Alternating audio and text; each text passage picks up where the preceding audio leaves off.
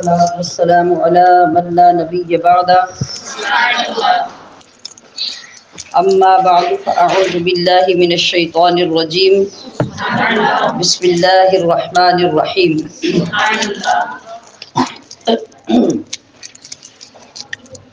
وأن استغفروا ربكم ثم توبوا إليه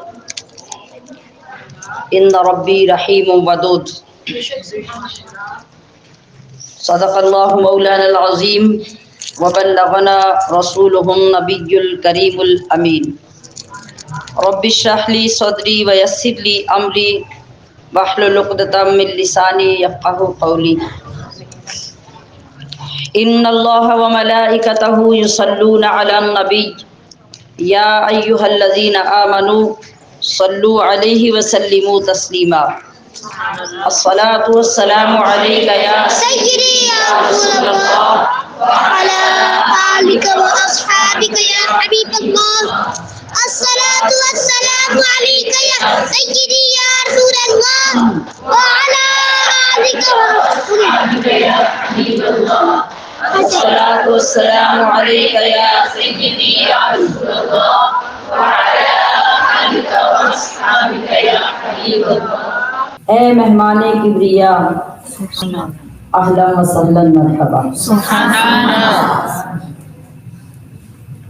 اے مہمان کبریا اہلا و سہلا مرحبا اے قاصد رب العلا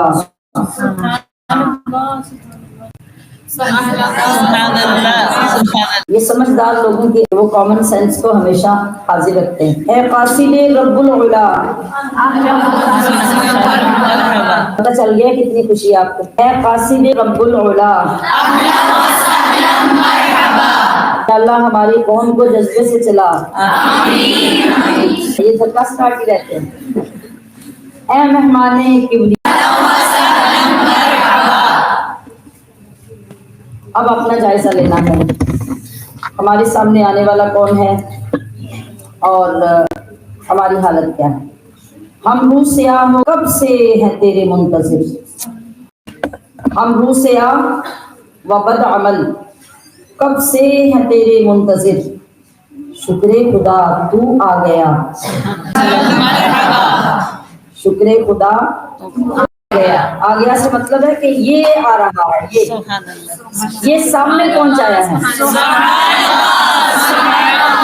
بس کوئی نظر آنے لگ جائے دکھنے لگ جائے تو پھر دل اچھل کر پکارتا ہے کہ یہ آ گیا شکر خدا تو آ گیا اہلا و سہلا مرحبا اور سوئی ہوئی قسمت جگہ اجڑی ہوئی بستی بسا یہ آنے والے مہمان ہم تجھ سے کیا ایکسپٹ کر رہے ہیں قسمت جگہ اجڑی ہوئی بستی بسا و سہلا مرحبا اہلا و سہلا مرحبا اے قاصد رب العلا اے مہمان کبریا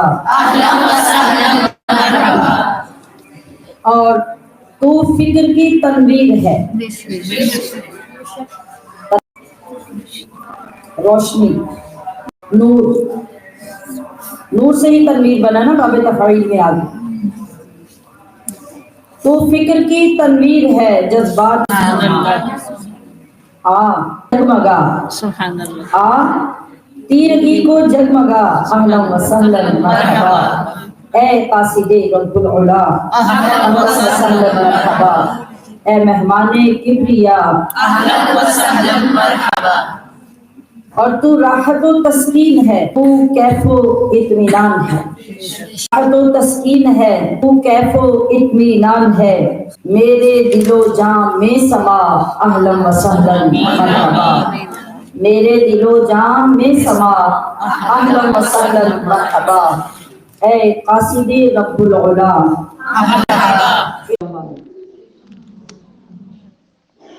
اور اللہ کا یہی پیغام یہی رحمتیں ہمارے لیے لے کر جلوہ گر ہوتا ہے پھر ہمیں اس اہتمام کی ضرورت کیا ہے یقیناً آپ اس کو سن چکے ہیں ضرورت کیا ہے ایک دوسرے کو ریمائنڈ کروانا یہ ریمائنڈر ہے، یہ کورس آپ کے لیے ریمائنڈر ہے، اس لیے کہ ہماری فطرت میں یہ چیزیں شامل ہیں کہ ہمیں جب تک بر وقت چیزوں کی یاد دہانی نہ کروائی جائے، ہمارا نفس ان کو کرنے کے لیے تیار نہیں ہوتا، وہ سستی اور غفلت کا مرتکب ہوتا رہتا ہے۔ دیکھیے، میں اکثر آپ کی توجہ امور کے حقائق کی طرف دلانے کی کوشش کرتی ہوں کہ ہم حقیقت سے دور نہ جائیں۔ میں نے ابھی آغاز میں ہی دعا کیا پیش کی، اللہم ارنا الحق حقا وارزقنا اتباعا، ہمیں حق دکھا جس طرح حق دکھانے اور دیکھنے کا حق ہے، اور پھر جب ہم حق کو دیکھ چکے پھر ہمیں اس کی اتباع کی توفیق عطا فرما۔ تو میں نے کیا عرض کیا کہ یہ سارا سلسلہ گویا ایک ریمائنڈر ہے، یہ یاد دہانی کے لیے، چیزوں کو ریفریش کرنے کے لیے ہے۔ نئی چیزیں کوئی نہیں ہیں، ہاں نئی ہمیں اس وقت لگتی ہیں جب ہم پہلے سے دین کے ساتھ اٹیچ نہیں ہوتے، دین کی تعلیم ہم حاصل نہیں کر رہے ہوتے، تو پھر واقعی ہمیں مجالس اور محافل میں بیٹھ کر بہت سی چیزیں نئی لگتی ہیں، ہمیں نئی لگتی ہیں، ہمارے علم کے اضافے کا باعث بنتی ہیں۔ اس طرز پر، اس انداز میں نصف صدی پیچھے کوئی صورت آپ کو نظر نہیں آتی ہوگی۔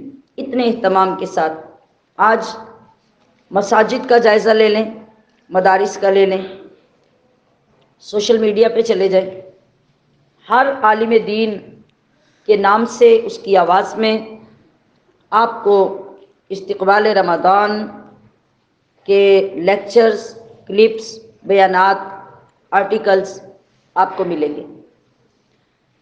تو یہ سمجھنا مشکل نہ رہا کہ پچھلے دور کی نسبت اب اس کا اہتمام بہت زیادہ ہو رہا ہے، مگر میرا نقطہ نظر اس وقت یہ بات کرنے کا یہ نہیں کہ ہم اس بات پہ راضی ہو جائیں کہ اب جو کام نہیں ہوتا تھا وہ بہت ہونے لگ گیا، نہیں، جتنی کثرت سے، جتنے تواتر سے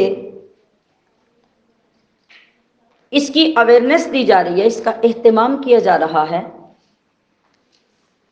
اس کے مطابق ہمیں ہمارے عمل کے اندر، عبادت و ریاضت کے اندر، اخلاص کے اندر وہ روح نظر نہیں آتی۔ یہ بات درست ہے یا غلط ہے؟ جہاں تک آپ کی اپروچ ہے وہاں تک ایک دفعہ جائزہ لے کے مجھے بتائیے، یہ بات درست ہے؟ وجہ کیا ہے؟ وجہ یہ ہے کہ یہ ان 40-50 سال میں لوگوں کی، علماء کرام کی یہ کوئی نئی اصطلاح نہیں ہے۔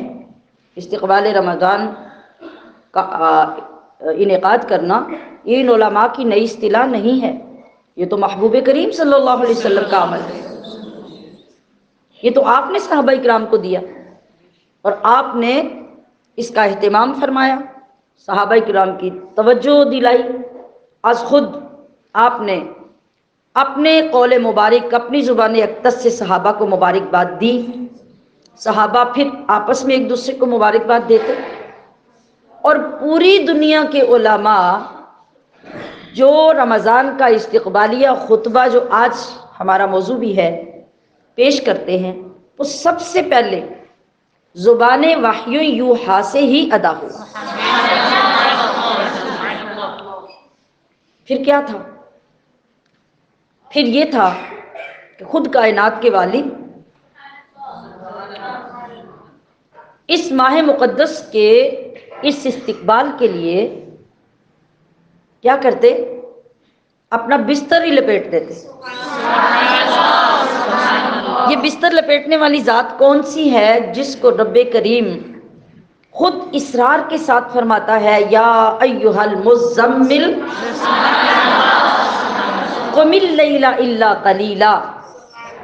وہ حبیب تو پہلے ساری ساری رات کھڑے ہو کر اپنے پیر مبارک متورم کر لیتے ہیں، خون نکل آتا ہے، تو اللہ فرماتا ہے حبیب کچھ تو اپنی جان کا خیال کر، تھوڑا تھوڑا کھڑا ہو لیا کر، تھوڑا تھوڑا قیام کر لیا کر۔ جس محبوب کا باقی 11 مہینے عبادت و ریاضت کا یہ عالم ہے، رمضان آتا ہے تو آپ اس بستر کو بھی لپیٹ دیتے ہیں، کمر بستہ ہو جاتے ہیں، پھر کبھی رات کے کسی پہر، دن کے کسی پہر آپ بستر پر کسی کو نظر نہیں آتے۔ تو جن صحابہ کے سالار یہ کر رہے تھے، کیا وہ صحابہ دن میں راتوں میں پڑے سو رہتے ہوں گے؟ نہیں نا۔ تو پھر آپ صلی اللہ علیہ وسلم نے اس عمل کے اندر جو روح ڈالی، جس حقیقت سے آشنا فرمایا، وہ یہی تھا، وہ یہی عمل تھا کہ آپ نے اپنے اس محبوب مہمان کے آنے کے لیے ہمیں استقبال کا طریقہ بتایا، جو اس کی روح تھی اس سے ہمیں آشنا کیا کہ لوگوں جو تمہارے جسمانی مہمان آتے ہیں تم ان کے لیے تو شاندار بستر بچھاتے ہو، لیکن جو میرے رب کا مہمان آ رہا ہے اس کے لیے سارے بستر اٹھا دو، سونے کا تصور ہی نکال دو، مشقت کرو، مشقت، ریاضت کرو، ایسی ریاضت کہ زمین سے آسمان اور آسمانوں سے عرش تک مثالیں قائم ہو جائیں۔ پھر صحابہ اکرام نے وہی کیا جو محبوب نبی صلی اللہ علیہ وسلم نے سکھایا۔ عزیزات محتشم، آج اگر ہم اپنے زمانے کا جائزہ لیں، ابھی جو جمعۃ المبارک گزرا ہے، کوئی اسلامی ملک کا کوئی شہر، کوئی گاؤں، کوئی قریہ، کوئی جامع مسجد ایسی نہیں ہوگی جہاں پہ علماء نے، خطباء نے استقبال رمضان کا خطبہ نہیں دیا ہوگا، اس کی آمد کی خوشخبری نہیں سنائی ہوگی، لوگوں کو گائیڈ نہیں کیا ہوگا۔ آپ سروے کر کے دیکھ لیں، جیسے جیسے جہاں جہاں تک کسی کی اپروچ ہے، آپ یہ کر کے دیکھ لیں، آپ کو یہی جواب ملے گا۔ المیہ کیا ہے؟ المیہ یہ ہے، اس قدر اہتمام کے باوجود یہ چیزیں رسم بن کر رہ گئی ہیں۔ کیا بن کے؟ رسم بن کے رہ گئی، یعنی ہر ایک یہ سمجھتا ہے کہ یہ کرنا ہے، لوگ کر رہے ہیں مجھے کرنا ہے، سب کر رہے ہیں میں نے بھی یہ کرنا ہے، پھر مدارس کیا، مساجد کیا، سب یہ کر رہے ہیں۔ لیکن کیا ہوتا ہے، جو خوش آواز نعت خواں ہیں وہ انتہائی شاندار طریقے سے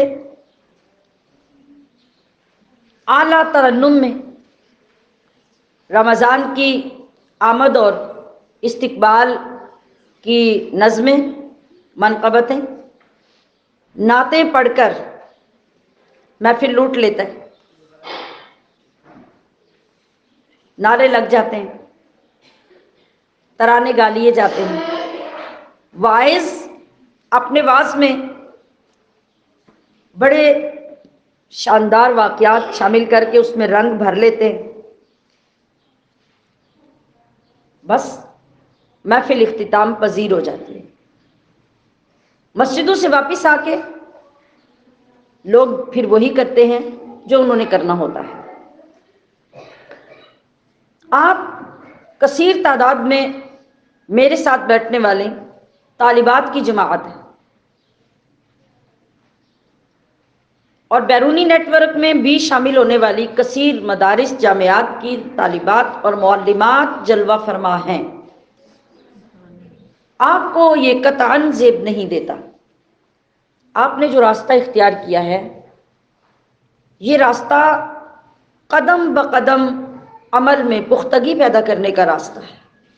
قدم قدم اپنے ساتھ ان لوگوں کی کثرت کرنے کا راستہ ہے جن کو آپ دوزخ سے بچانا چاہتے ہیں، نبی کے قدموں میں پیش کرنا چاہتے ہیں۔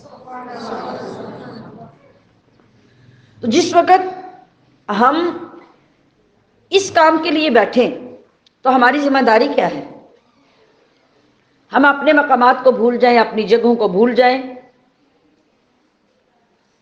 کس گاؤں، کس شہر، کس مقام پہ بیٹھ کے ہم ذکر کر کے رہے ہیں اس کو بھول جائیں، بس تصور میں وہ چہرہ والضحا، وہ زلف واللیل، وہ مسجد نبوی کی نورانی جگہ اور وہ عرشیوں سے مقدس جماعت جو آپ کے ارد گرد بیٹھ کر اس خطبے کو سنا کرتی تھی۔ میں نے پچھلی گفتگو میں عرض کیا کہ 9 رمضان محبوب کریم علیہ السلام نے گزارے، اور ہر رمضان سے پہلے 30 شعبان کو آپ نے یہ خطبہ ارشاد فرمایا۔ تو کبھی ایسا نہیں ہوا کہ پچھلے سال سے اگلے سال میں صحابہ میں ذوق کم ہو جاتا ہو، بلکہ وہ چیزیں ریفریش ہوتی تو تقویٰ پہلے سے زیادہ بڑھ جاتا، محبت پہلے سے زیادہ بڑھ جاتی، اور پھر وہ رنگ آ جاتا، وہ کیفیات آ جاتی، وہ نورانیتیں آ جاتی جو آقا علیہ الصلوۃ والسلام اپنے غلاموں میں دیکھنا چاہتے تھے۔ آج اگر وہ کیفیات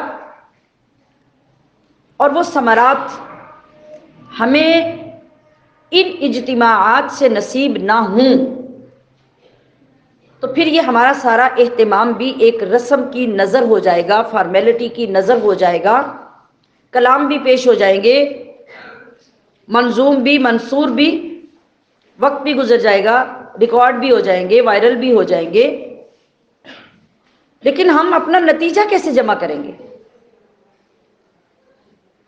ہم یہ کس طرح کلیکٹ کریں گے کہ ہم نے اس ساری ایفرٹ کے بعد حاصل کیا کیا؟ بہت آسان ہے، یہ حاصل کرنا بہت آسان ہے۔ میں اپنا کروں گی، آپ اپنا کریں گے، بس نہ میرے اوپر آپ کی ذمہ داری، نہ آپ پہ میری ذمہ داری، تھوڑا سا کام ہے نا۔ میں اپنی رپورٹ خود تیار کر لوں، آپ اپنی خود تیار کر لیں، میں اپنا جائزہ اٹھنے کے بعد خود لے لوں، اور پھر جو میرے پاس شارٹ سا ٹائم رہ گیا ہے اس میں میں اپنے آپ کو سمجھا لوں کہ تو انسان بن جا، تیرے پاس یہ سنورنے کا وقت ہے، تیرے پاس یہ توبہ کا وقت ہے، اپنے آپ کو حضور کی بارگاہ میں پیش کرنے کا وقت ہے۔ اس سے اچھا اور کوئی وقت نہیں آئے گا، اس سے بڑا سمندر رحمت کا تیرے سامنے نہیں آئے گا۔ اور اگر تجھے 1 ہفتہ پہلے رب نے اتنی مہلت دے دی ہے کہ تو اپنا جائزہ بھی لے لے، محاسبہ بھی کر لے، اصلاح کے لیے سوچ بچار بھی کر لے، گناہوں سے توبہ کر کے مخلص بھی ہو جا، تو رب کا کروڑ بار شکر ادا کر۔ اپنے آپ کو مخاطب کر کے میں کہوں، آپ کہیں کہ تجھے نہیں معلوم کہ رمضان کا چاند نکلنے سے چند گھڑیاں پہلے بھی لوگ مر جایا کرتے، انہیں تو رمضان میں داخل ہونا نہیں ملتا، تو وہ تو رمضان کے کنارے پہ آ کے وہ سعادت حاصل نہیں کر پاتے۔ تو اگر تجھے اللہ اس میں داخل ہونے سے پہلے یہ موقع دے رہا ہے تو وہ گھڑیاں تیرے اوپر بھی تو آ سکتی ہیں۔ تیرے پاس کیا گارنٹی ہے کہ تو رمضان میں داخل ہو جائے گی؟ تو اگر اب بھی انسان بننے کا نہ سوچا تو پھر کب سوچے گی؟ جب ہم کبھی ان لمحوں میں بیٹھ کر اپنے آپ کو مخاطب کر کے یوں اپنی اصلاح کے لیے طریقہ اختیار کریں گے تو یقین کیجئے اللہ ہمارے لیے بڑی آسانیاں پیدا کرتے ہیں۔ یہ کوئی میرا وضع کردہ طریقہ نہیں ہے، اللہ کے بڑے بڑے اولیاء کا یہ طریقہ رہا ہے۔ جس وقت نفس تھوڑی سی بھی غلطی کرنے کے لیے سر ابھارتا نا، تو وہ اپنے آپ کو سزا دیتے، اپنے آپ کو ڈانٹ کر مخاطب کرتے، جھڑکتے، سزا دیتے، اور پھر نفس کے سامنے اسٹرکٹلی کھڑے ہو جاتے کہ سوال ہی پیدا نہیں ہوتا، تو جو مرضی کر لے میں تیری بات مانوں گا ہی۔ یہ تھا ان کا اپنی تربیت کا طریقہ، اور ہمیں بھی یہی سکھایا گیا ہے کہ جب آپ نیکی کا ارادہ کریں گے نفس بہانے بنانا شروع کرے گا، بے شمار بہانے لا کے آپ کے سامنے پیش کرے گا۔ پھر کیا کرے گا؟ پھر وہ آپ کو کمزور کر دے گا، اور جب ہم اپنے ارادوں میں کمزور ہوں گے، ہمارے ایمان میں، محبت رسول صلی اللہ علیہ وسلم میں، خشیت الہی میں کمزوری ہوگی، تو ہم اندر اندر سے شکر کریں گے، چلو رہنے دو پھر کر لیں گے، ابھی بڑا وقت پڑا ہوا ہے، پھر سے چلو ابھی اگنور کر لیتے ہیں، نیکسٹ ٹائم کر لیں گے، آج رہنے دو کل کر لیں گے۔ کل کوئی ایسا کام آپ کو پڑ جائے گا، ایسی مصروفیت آ جائے گی کہ آپ کی توجہ ادھر سے ہٹ جائے گی، نفس و شیطان مل کر دونوں کامیاب ہو جائیں گے۔ تو ہمیں کیا طریقہ سکھایا گیا کہ اگر آپ نیکی اور تقوی میں آگے بڑھنے چاہ رہے ہیں اور نفس آپ کو سستی اور غفلت میں مبتلا کر رہا ہے، کھڑے ہو جائیں، اس کے سامنے کھڑے ہو جائیں، اس کو باور کروائیں، تیری چال میں نے کامیاب نہیں ہونے دینی، مجھے یہ کرنا ہے تو کرنا ہے، اگر تو سیدھی طرح میرا ساتھ نہیں دے گا تو پھر میں تجھے سزا دوں گا۔ ایک بار، دو بار، تین بار آپ کر کے دیکھیں، آپ دیکھیں کہ آپ کے لیے آسانیاں پیدا ہو جائیں گی، آپ مضبوط ہو جائیں گے۔ اسی طرح آپ کے گناہ چھوٹ نہیں رہے۔ کیا ہوتا ہے؟ گناہ کیسے نہیں چھوٹتے؟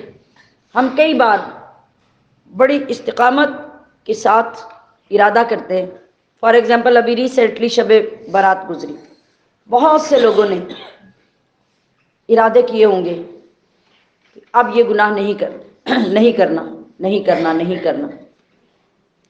اگلے دن، اس سے اگلے دن وہ ارادہ کمزور ہوتا ہوا نظر آتا ہوگا۔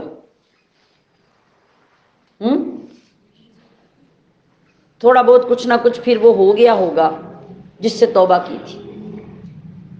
پھر اطمینان کی آواز اندر سے کہاں سے آتی ہے کہ خیر ہے، ابھی کون سا اتنا گناہ کیا ہے، یہ تھوڑی سی غلطی ہوگی، اس کی خیر ہے، پھر میں توبہ کر لوں گی، ارادہ کر لیا لیکن توبہ کا وقت آ نہیں رہا، وہ گزرتا جا رہا ہے۔ آپ اپنے آپ کو تسلیاں دیتے جا رہے ہیں کہ اب نہیں، کل، کل نہیں، کل کروں گی، کل گیا، کل کروں گی، کل گیا، پھر گیا، پھر گیا، وقت گزرتا جا رہا ہے، آپ توبہ نہیں کر پا رہے۔ اب اس سے بچنے کا کیا طریقہ ہے؟ یہ بھی نفس آپ کے اندر غفلت اور سستی پیدا کروا رہا ہے، تو یہاں پر بھی آپ کی یہی ذمہ داری ہے، اس کے خلاف کھڑے ہو جائیں، اس کو کامیاب مت ہونے دیں۔ جب آپ نے چند مرتبہ اپنے آپ کو یہ عادت ڈال لی، یقین کیجئے آپ غالب ہوں گے، نفس مغلوب ہو جائے۔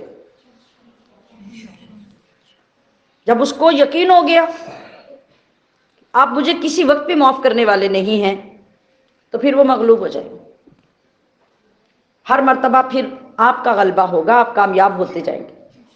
جس وقت تک ہم نے یہ طریقہ اپنے ساتھ اختیار نہیں کرنا، کوئی محفل، کوئی لیکچر، کوئی بیان، کوئی تلاوت آپ کو فائدہ نہیں دے سکتی۔ کیوں؟ کبھی صرف ہسپتال جانے سے بھی لوگ صحت یاب ہوتے ہیں؟ بتائیے، نہیں۔ تو کیا کرنا ہوگا؟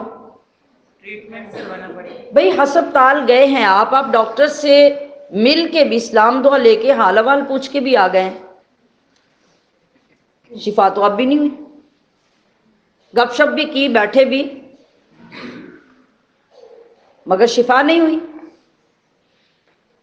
اس لیے کہ جو کام ہاسپٹل میں جا کے ڈاکٹر سے مل کے کرنے والا تھا وہ تو آپ نے کیا نہیں، تو کون عقل مند آپ کی اس بات کو مانے گا کہ میں نے سفر کیا، ہسپتال گئے، ٹائم لیا، ڈاکٹر سے ملے، بات چیت کی، مگر ہمیں تو کوئی شفا نہیں ہوئی۔ تو ہر بندہ آپ کو جھوٹا کہے گا، غلط قرار دے گا کہ بھئی آپ کا یہ طریقہ ہی ٹھیک نہیں ہے۔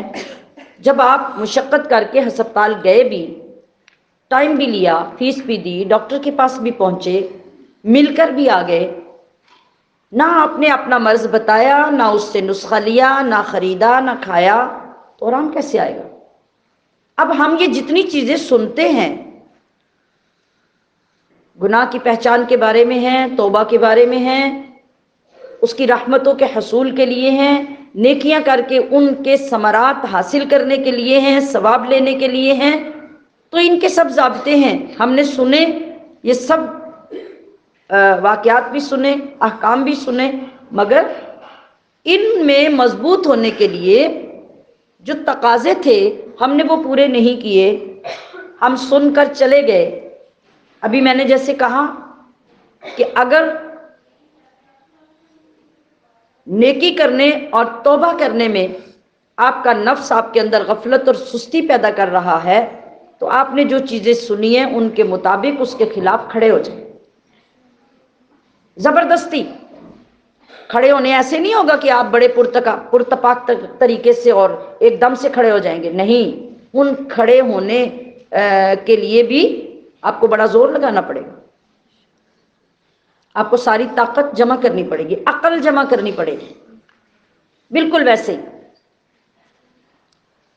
جیسے سخت کڑوی دوائی یا سیرپ ڈاکٹر نے آپ کو دیا تو وہ پڑا ہوا ہے، میرا سیرپ سارا دن سامنے پڑا رہتا ہے، مجھ سے پینے ہی نہیں ہوتا، لیکن جب آرام نہیں آتا تو پھر کیا ہوتا ہے؟ پھر خود کو سمجھانا پڑتا ہے کہ نہیں؟ بالکل سمپل مثال ہے اور سیدھی دل پہ لگنے والی ہے، کوئی باہر کی مثال نہیں ہے۔ پھر کیا ہوتا ہے؟ جب ہمیں آرام نہیں آتا تو ہم خود کو سمجھاتے ہیں نا کہ بھی پیسے بھی خرچ کر کے دوائی بھی رکھی ہوئی ہے تو چلو تھوڑا سا برداشت کر لو، کوشش کر لو اور اس کو اندر اتار دو، تو پھر ہم اپنے آپ کو خود تیار کر کے وہ سیرپ پی لیتے ہیں، تو اگلے دن الحمدللہ آرام بھی آ جاتا ہے۔ تو بس جس دن ہم نے نفس کے ساتھ یہ طریقہ اختیار کر لیا، انشاءاللہ العزیز ہم مضبوط ہونے لگ جائیں گے، نفس کمزور ہونے لگ جائیں گے۔ اب بالکل اسی طرح میں نے بات شروع کی تھی کہ اجتماعات کثیر ہیں، اہتمام کثیر ہیں، خطبے کثیر ہیں، مواعظ کثیر ہیں، عمل قلیل ہے۔ ان چیزوں کو رسمیں مت بننے دیں، اور آپ لوگوں کو اپنی باتوں سے کہہ کے موو نہیں کروا سکتے، آپ خود کو موو کر لیں۔ حضرت علی رضی اللہ تعالی عنہ سے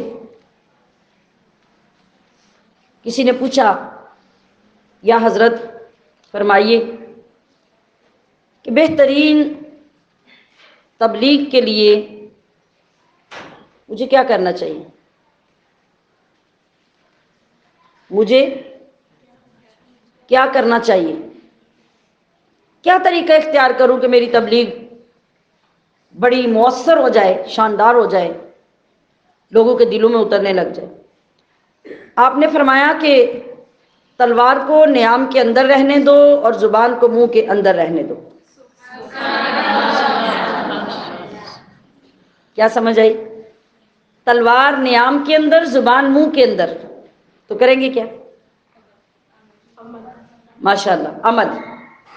آپ کا عمل ایک کتنی مضبوط تبلیغ ہے، اس سے زیادہ اور کوئی مؤثر طریقہ نہیں ہے۔ اگر آپ نے اپنا شاندار عمل پیش کر دیا تو بس سمجھ لیجئے نہ آپ کو منہ سے کہنا پڑے گا، نہ آپ کو زبردستی کرنی پڑے گی، لوگ آپ کے رنگ میں ڈھلنا شروع ہو جائیں گے۔ تو بس اگر ہم یہ چاہتے ہیں کہ ہمارے معاشرے میں بہترین چینج آ جائے، ہم جن رحمتوں کے حصول کے لیے کوشاں ہیں اس میں کامیاب ہو جائیں، تو بس اپنے آپ کو بہترین عمل کے ساتھ معاشرے میں پیش کرنا شروع کریں۔ ابھی ہمارا موضوع، ہمارا منبع و محور رمضان المبارک ہے، تو رمضان المبارک کے لیے ہم اپنے آپ کو اتنا پالش کر لیں، اندر اور باہر سے اتنا چمکا لیں کہ بس صبح سے لے کے رات تک، رات سے لے کے صبح تک ہم نے جو کرنا ہے ہم اپنے عزیز و اقارب اور اپنے حلقہ احباب کے درمیان وہ کرتے رہیں، لیکن اس طرح مت کریں کہ امی کھانا بنانے کے لیے بلائیں تو آپ چٹا سفید جواب دے دیں، وہ صفائی کرنے کے لیے بلائیں تو آپ صاف انکار کر دیں، کوئی بندہ آپ سے ضروری بات بھی کرنا چاہے تو آپ چیخ کے اس کے گلے پڑ جائے کہ تمہیں نہیں نظر آ رہا میں قرآن شریف پڑھ رہی ہوں۔ یہی تو حضرت علی نے سمجھایا۔ عمل کرنے کا یہی مطلب ہے کہ بندے کے حقوق ہیں تو ان کو ڈیسنٹ طریقے سے ادا کرو، اللہ کے حقوق ہیں تو ان کو ڈیسنٹ طریقے سے ادا کرو۔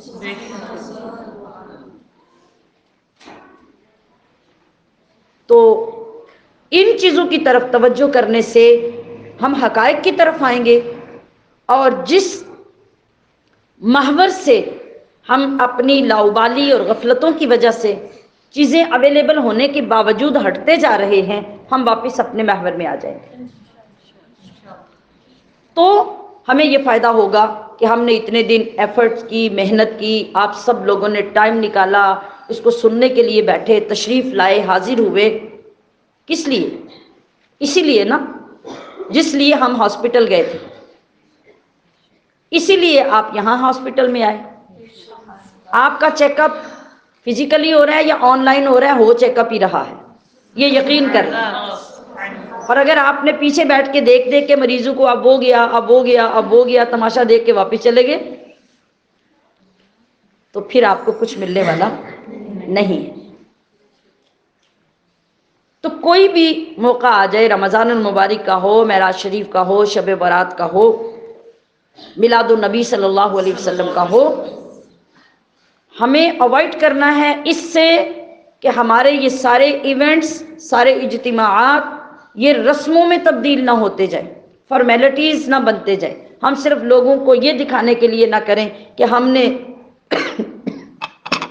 اتنے لوگوں کو گیدر کیا،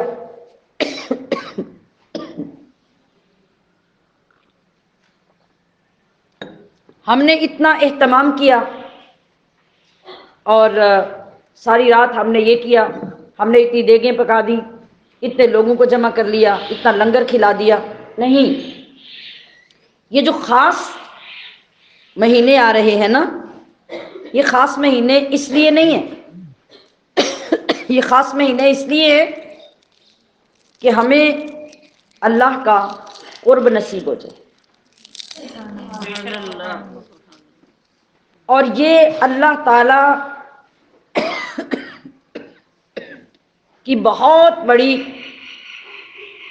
رحمت کے مظاہر ہیں۔ ہماری حالت کیا ہے؟ اللہ نے تو قرآن میں اعلان فرما دیا، وَمَا خَلَقْتُ الْجِنَّ وَالْإِنسَ إِلَّا لِيَعْبُدُونِ۔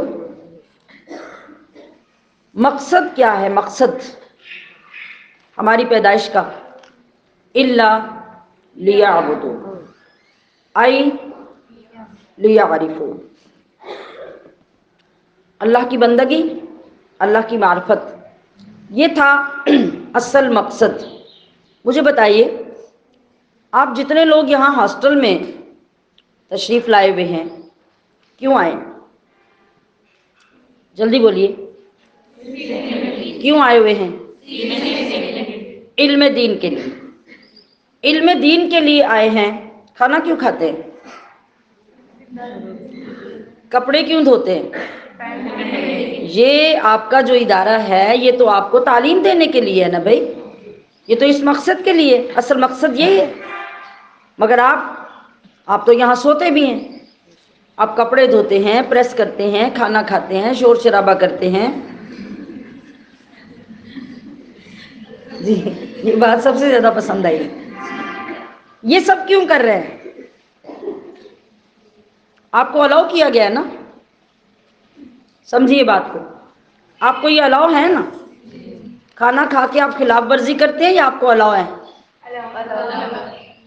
کپڑے دھوتے ہیں، پریس کرتے ہیں، الاؤ کیا گیا. کیوں؟ آپ کی ذات کے لیے یہ چیزیں ضروری ہیں. تو گویا انتظامیہ کا یہ حسن سلوک ہے آپ کے ساتھ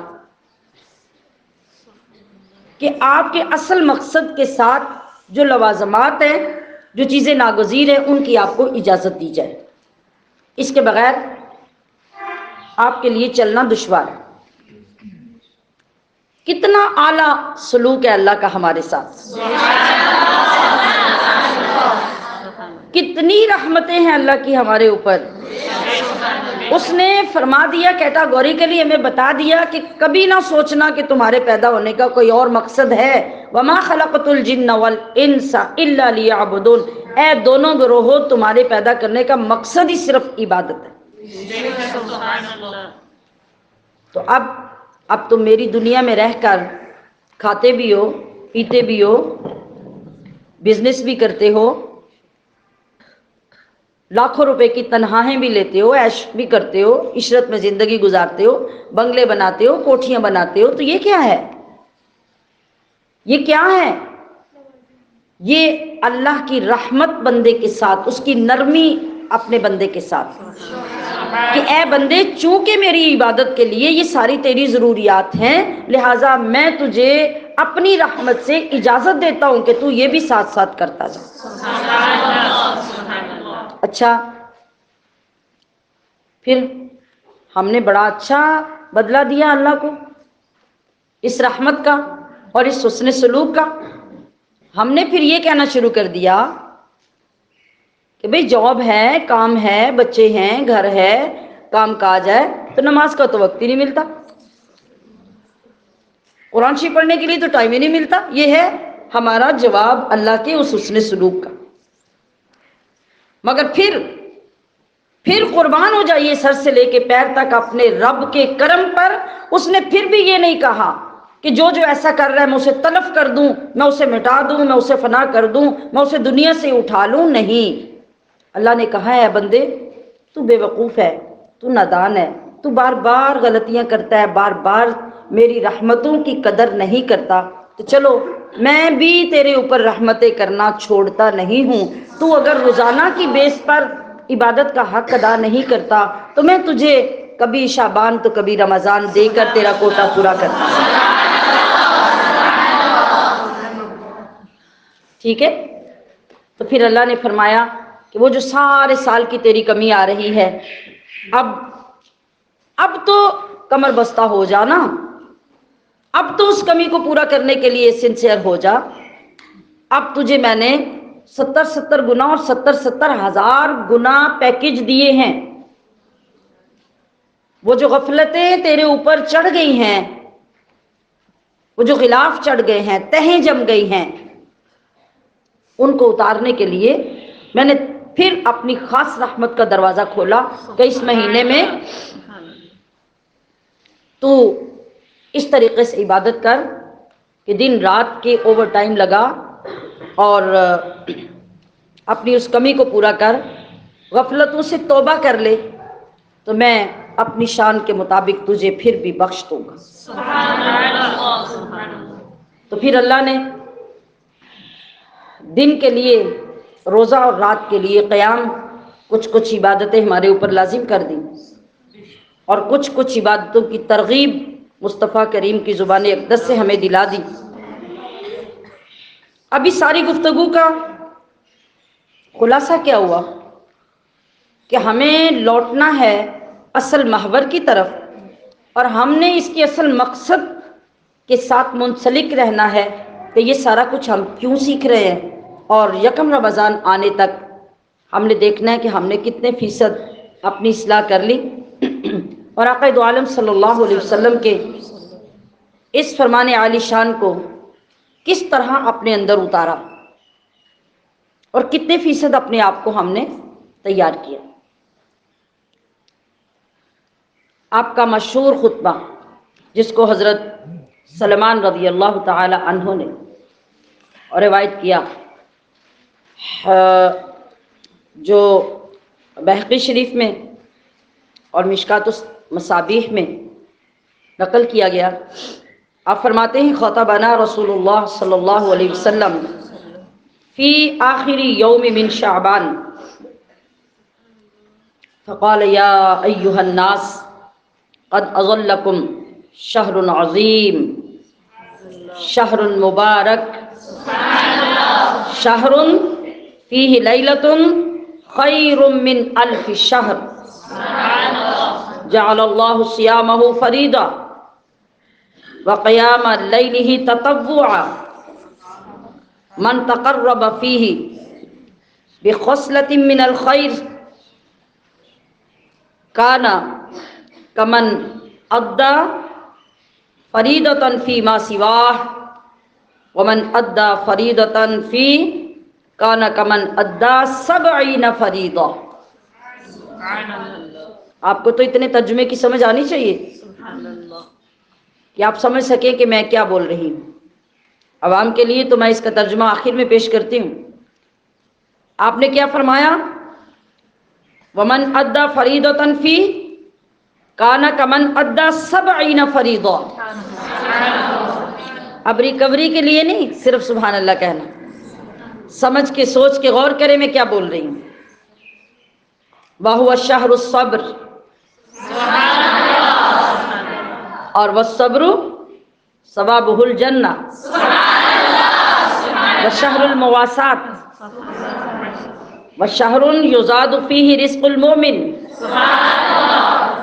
من فطر فیہ صائما کان لہ مغفرۃ للذنوب وعتق رقبتہ من النار وکان لہ مثل اجرہ من غیر ان ینتقص من اجرہ شیء۔ قلنا یا رسول اللہ صلی اللہ علیہ وسلم لیس کلنا نجد ما نفطر به الصائم، فقال رسول اللہ صلی اللہ علیہ وسلم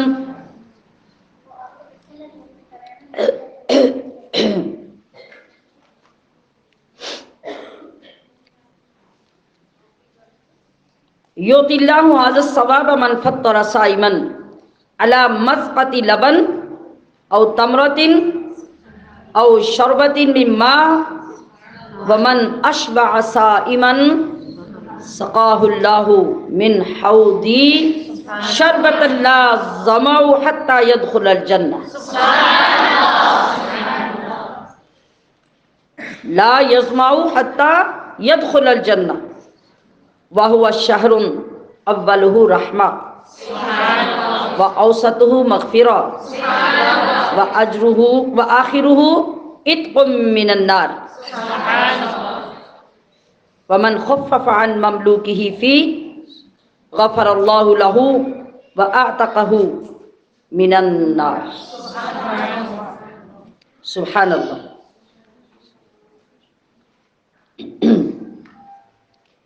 اب ذرا سماعت فرمائیے کہ اس سارے خطبے کا ترجمہ کیا ہے۔ آپ روایت کرتے ہیں کہ ہمارے پیارے آقا صلی اللہ علیہ وسلم نے ہمیں خطبہ سنایا اور فرمایا اے لوگو، تم پر ایک بہت ہی عظیم الشان بابرکت مہینہ آیا ہے۔ میں نے اشعار میں بیچ میں بولا تھا نا کہ تو آیا ہے، رسول اللہ بھی ابھی 30 شعبان کو فرما رہے ہیں کہ آیا ہے، گویا کہ یہ آیا کھڑا ہے۔ وہ ایسا مہینہ ہے کہ اس میں ایک رات ہے جو 1000 مہینوں کی رات سے بھی افضل ہے۔ خدا نے اس مہینے میں روزے رکھنے فرض کیے ہیں اور رات کو قیام کرنا نفل قرار دیا ہے۔ جو کوئی اس مہینے میں نفل نیکی کا کام کرے گا، کیا؟ جو اس مہینے میں نفل نیکی کا کام کرے گا، فرض نہیں نفل، یعنی ہر مستحب کام، ہر اچھا کام کوئی بھی جب کرے گا تو وہ اللہ کے ہاں ایسا ہوگا جیسے باقی دنوں میں فرض ادا کرنے والا۔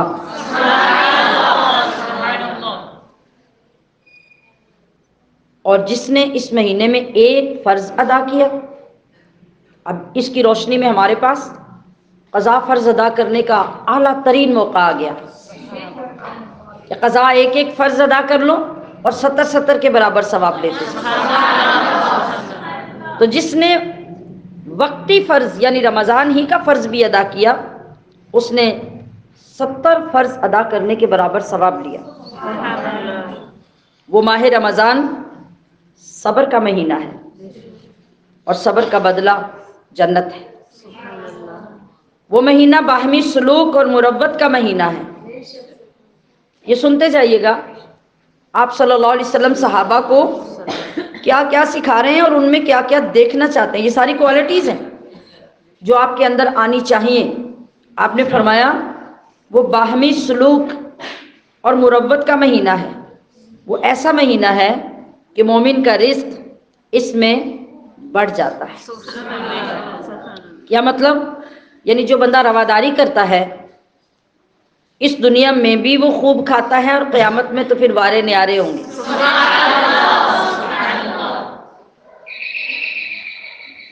وہاں اللہ کی بے شمار نعمتیں پائے گا۔ اور جو کوئی اس مہینے میں روزہ دار کا روزہ افطار کرائے گا، اللہ رب العزت اس کو کتنا اجر عطا کرے گا، کس قدر اجر ملے گا کہ آپ علیہ الصلوۃ والسلام نے اس شخص کے حق میں کیا فرمایا کہ جو بندہ روزے دار کا روزہ افطار کروائے گا اس کو اس کے برابر ثواب ملے گا جتنا ثواب روزے دار کو ملے گا۔ تو اس کا یہ مطلب نہیں ہے کہ آپ کو روزے دار کے لیے بہت سارا سامان چاہیے افطاری کے لیے، جیسا کہ آپ کا کانسیپٹ ہے۔ صحابہ کرام نے عرض کی کہ حضور ہم میں سے ہر ایک تو قدرت نہیں رکھتا کہ روزہ دار کی افطاری کروا سکے۔ آپ صلی اللہ علیہ وسلم نے فرمایا سنو، یہ ثواب اللہ اس کو بھی دے گا جو روزے دار کو دودھ کی تھوڑی سی لسی، دودھ کی تھوڑی سی لسی یا تھوڑا سا پانی بھی پلا دے گا، اللہ اس کو بھی یہ ثواب عطا کر دے گا۔ کیونکہ اللہ کے ہاں عمل کی کوانٹیٹی نہیں دیکھی جاتی، کوالٹی دیکھی جاتی ہے۔ وہاں دیگیں نہیں دیکھی جاتی، وہاں اخلاص دیکھا جاتا ہے۔ تو جو کوئی روزہ دار کو ٹھنڈا شربت پلائے گا یا پیٹ بھر کے کھانا کھلائے گا، آپ نے فرمایا اللہ کریم میرے حوض کوثر سے اس کو شربت پلائے گا۔ میں تمام سننے والی خواتین سے، بچیوں سے، بہنوں سے یہ گزارش کروں گی کہ خدا را 21ویں روزے کا انتظار نہ کیا کریں۔ ہمارے علاقوں میں بہت سی یہ رسم پروان چڑھ چکی ہے۔ 10 روزے گزر گئے کوئی ہلا نہیں، 15 گزر گئے کوئی ہلا نہیں، 20 گزر گئے کوئی ہلا نہیں۔ جب 20 روزے گزر گئے پھر سب کو سمجھ آئی کہ اوہو یہ تو رمضان ہے، ہمیں تو افطاری کروانی چاہیے۔ اب کیا ہوتا ہے، اب اللہ کے رزق کی بے قدری کروانے کے لیے محلے کا ہر بندہ اپنی اپنی استطاعت کے مطابق ٹرے اٹھا رہا ہے اور مسجد میں جا رہا ہے، ٹرے اٹھا رہا ہے اور مسجد میں جا رہا ہے، دیگے پکا رہا ہے اور مسجد میں بھیج رہا ہے۔ یہ کوئی ثواب کا کام نہیں ہے۔ آپ کو یہ سب کچھ سکھانے کا یہ مطلب ہے کہ چاند نکلنے سے پہلے پلاننگ کریں، اور جب اللہ نے اتنی آسانیاں آپ کے لیے رکھ دی ہیں تو پھر 20ویں 21ویں روزے کا انتظار کیوں ہے؟ آپ اپنی استطاعت کے مطابق ہر روز نہیں تو 1-2 دن کے بعد، اور بہت زیادہ نہیں تو کسی ایک آدھ بندے کو محلے میں، عزیز و اقارب میں، گھر میں جیسے کمبائنڈ فیملیز رہتی ہوتی ہیں تو باری باری ایک دوسرے کے لیے کتنے طریقے آپ کر سکتے ہیں. بہت سارے مسافر مزدور روزے کے وقت میں گھروں میں جا رہے ہوتے ہیں تو راستے میں روزہ افطار ہو جاتا ہے. اپنے گھروں سے باہر کسی بچے کو بٹھا کر کم سے کم پانی دے کے شربتی بنا کے وہاں بٹھا دیں کہ کوئی روزے دار گزرا تو اس کو پانی پلا دینا. کتنا اعلیٰ طریقہ ہے، کتنا آسان طریقہ ہے.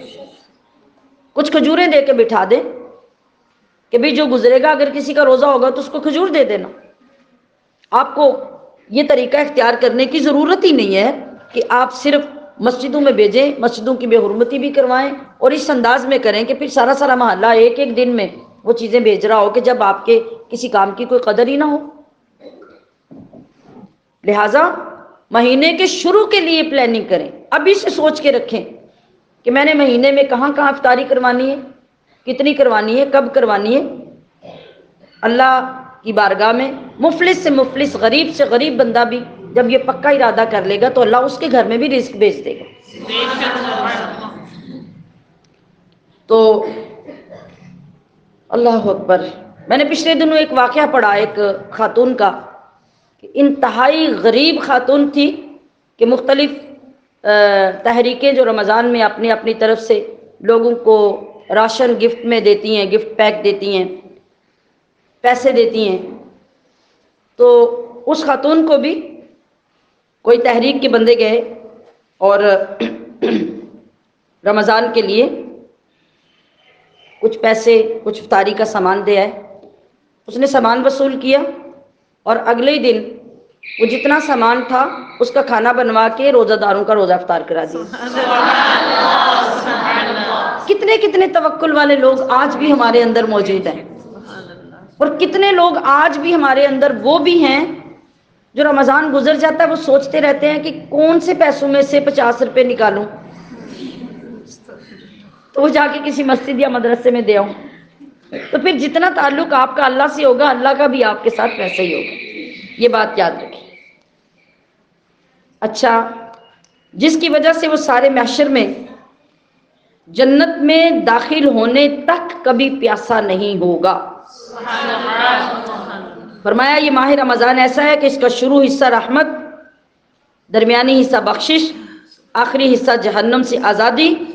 جو کوئی اس مہینے میں اپنے کارکن، کوئی گھر میں نوکر رکھا ہوا ہے تو، کسی فیکٹری میں رکھا ہوا ہے تو، کسی دکان پہ رکھا ہوا ہے تو، جانور سنبھالنے کے لیے کوئی ملازم رکھا ہوا ہے تو، کوئی بھی کسی قسم کا ماتحت بندہ، فرمایا کہ اگر اس کے کام میں تخفیف کر دو گے، تنہا پوری دو گے، کام تھوڑا لے لو گے، یا بہت سارے کام ایسے ہوتے ہیں جو ہم اپنے روزے کو ایزی گزارنے کے لیے رات میں کر لیتے ہیں، تو ملازموں سے بھی رات میں کروا لو، ان کو بھی دن کو چھٹی دے دو.